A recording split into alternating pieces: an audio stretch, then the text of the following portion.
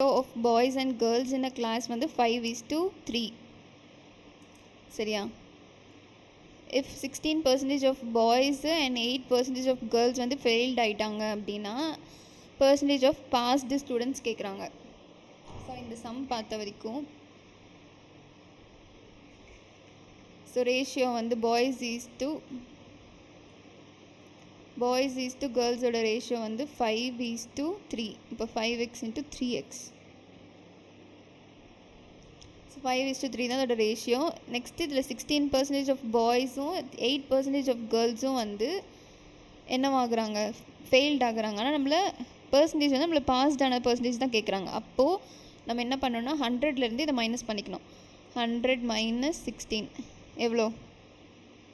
84. Next 100 - 8% எவ்வளோ? 92. So இதுதான் நம்மளுக்கு பாஸ் பர்சன்டேஜ். ஸோ இப்போ என்ன பண்ணோன்னா இங்கே 84% வந்து பாஸ்ட்டு, இங்கே வந்து 92. ஸோ இதை எப்படி போடணும் அப்படின்னா இந்த 5 இன்ட்டு இந்த பாஸ் பர்சன்டேஜ் டிவைட் பை 100 இதுவா, ப்ளஸ்ஸு இந்த 3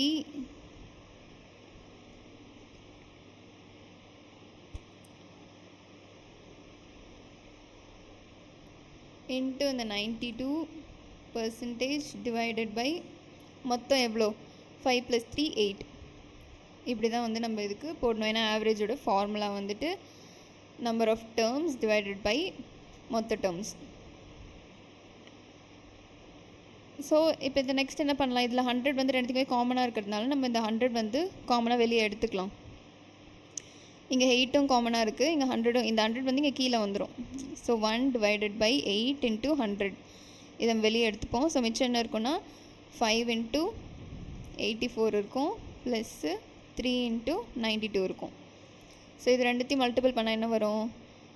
5 × 4 = 20, 5 × 40 42, ப்ளஸ்ஸு 3 × 2 = 6, 3 × 9 = 27.